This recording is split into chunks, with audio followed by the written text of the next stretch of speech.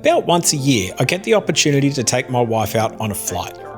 She is my biggest supporter in this crazy hobby of mine, but not a big fan of small aeroplanes herself.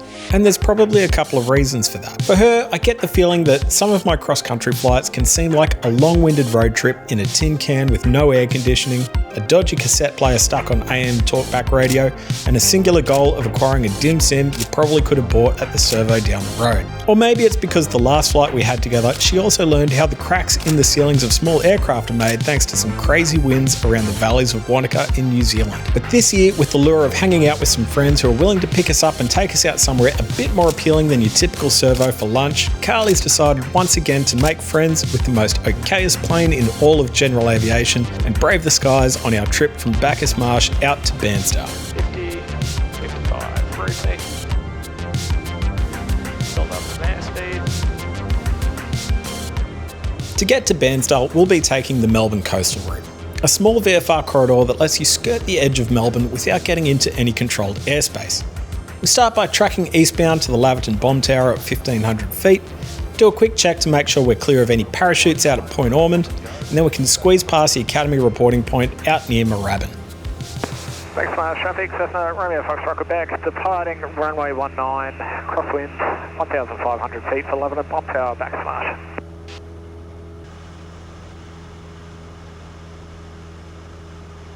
How's your comfort?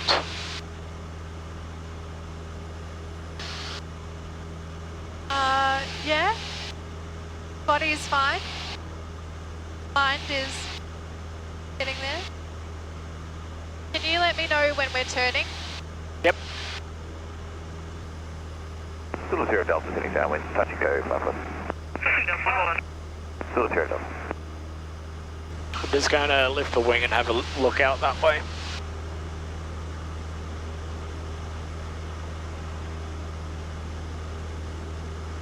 So straight off our nose, it's hard to see, but there's a thing that looks like a giant golf tee with a ball on top of it. Kind of follow this highway and then straight at the end of it. Yep. So that's the bomb tower, the radar. So that's our entry point. And then we kind of cut across the coastline to Albert Park. Cool. And so all the aircraft going this way are at 1,500 feet and everyone else is 500 feet above us. Another bird out there. Melbourne Coastal Route traffic, Cessna Romeo Foxtrot Quebec, Laverton Bomb Tower, 1,500 feet eastbound, Melbourne Coastal Route.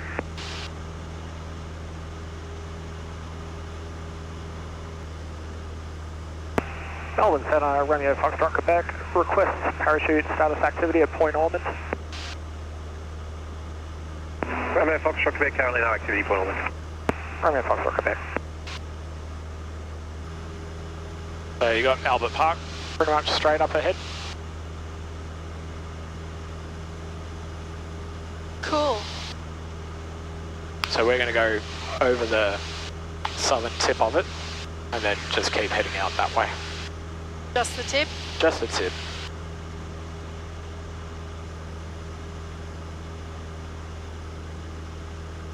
Still comfy? You're okay with this level of bumps? I'm not talking about it. Okay.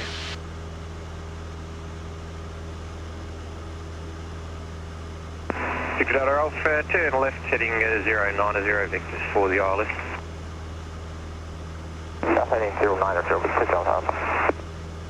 There's a helicopter just out there. I'll be doing laps around the CBD area. They're coming underneath us and they'll be out your side in a few seconds. Just behind us. Cool. You can get a couple of shots of the city if you want. Helps if I take the lens cap off. Does. I'm no photographer, but Glad I've got image stabilization. yeah, I bet.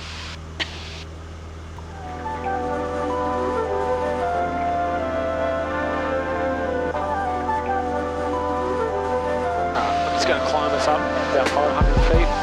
Okay. What's our ETA?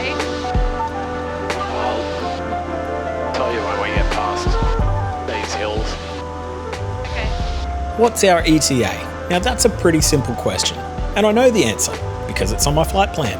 It's literally written on my lap in front of me. But for some reason, my brain was processing this question like Karli was a CFI on a check flight and I needed to be pinpoint accurate within a 30-second tolerance based on changing winds.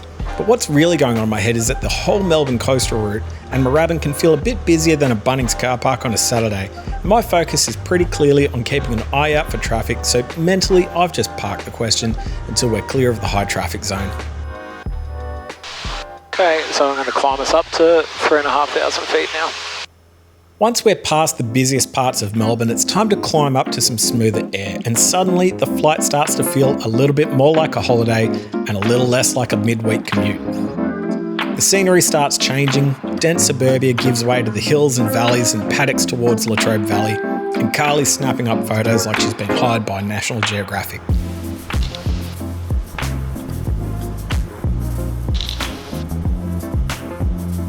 How long are we at this altitude? The whole way. When we get about 10 minutes out, I'll start coming down.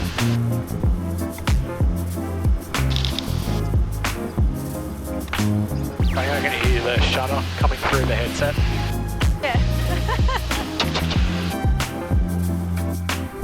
Photography is always a nice go-to distraction for Karli, a good way to keep the mind busy and avoid pondering the reality of being suspended in our little flying sky chicken.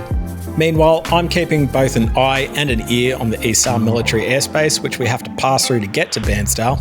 If the airspace is active, then there's a VFR corridor that we can skirt along and follow the train tracks, but if it's deactivated, then we can maintain our altitude and continue on.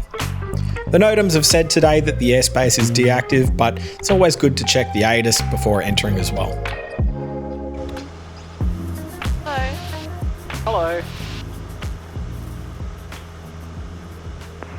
Traffic Melbourne Coastal You got any water with you? 8 canopies, Can reach? level 7 point Melbourne. Can I have some?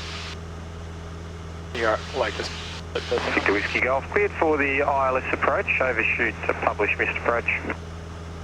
Got a bite or ILS approach, publish missed approach to Victor Whiskey Golf. It was pressurized. two. I think we're flying over fun fields.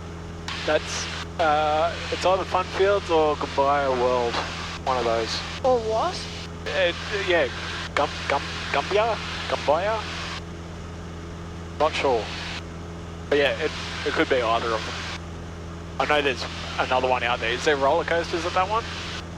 I don't know. So this is Druin, just off here.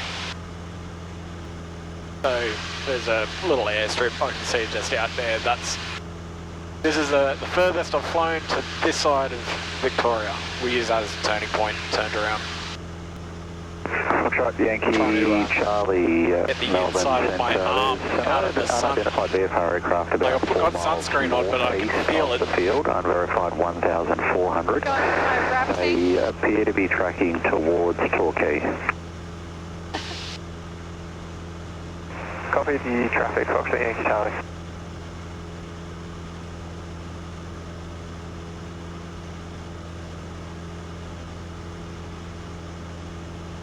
One, 2, 3, 0, 0, Zulu, wind 050, degrees magnetic 11 knots, visibility 10 kilometers, cloud clear below 2,000 feet, temperature 21, viewpoint 11, QNH 1019, hectopascals, rainfall last 10 minutes, nil, NDB not available.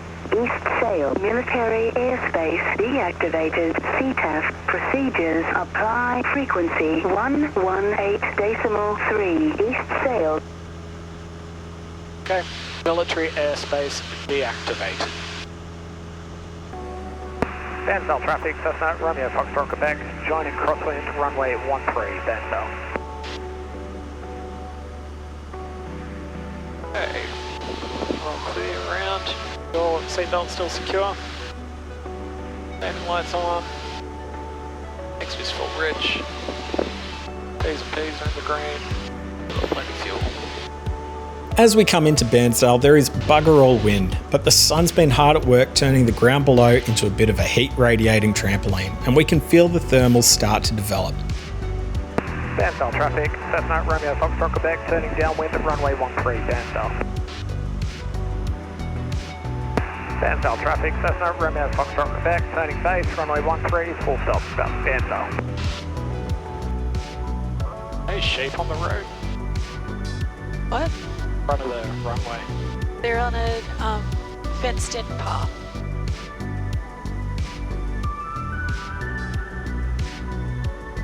But no.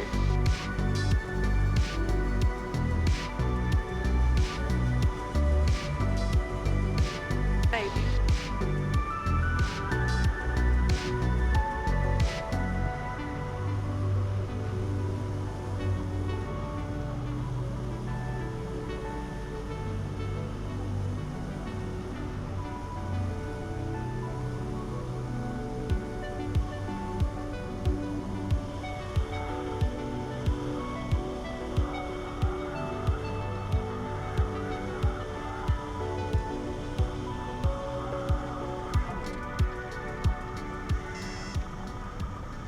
Stall horn.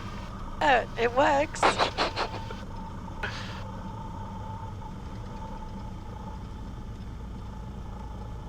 Bairnsdale traffic, Cessna Romeo Foxtrot Quebec, backtracking runway 22 for the taxiway, back Bairnsdale. Backies. The landing, let's just say, was a landing. That late chirp of the stall horn, just another reminder that I probably could have held it off a fraction longer, but hey, we're down in one piece with no bent bits and a smile on Karli's face. That's a win in my books. Once we're on the ground, it was time for what we really came for. Good lunch, great friends, and some exploring out by the lakes at Bairnsdale. The privilege of being able to fly is one thing, but being able to make and share these moments and memories with friends and family is the ultimate reward. For the flight home, we took the scenic route over the peninsula and past Geelong to not only enjoy some coastline views, but to stay well above the thermal layer as long as we could. The GoPros would call it quits, but Karli, true to her form, captured it all. Her camera might have very well worked harder than the plane did today.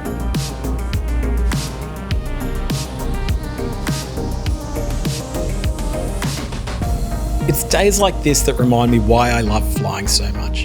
An amazing day of adventure, stunning scenery, great company, and of course, Karli's photographic brilliance to capture it all. Thank you to everyone for coming along for this ride with us, and until next time, safe flying, and I'll see you in the next one.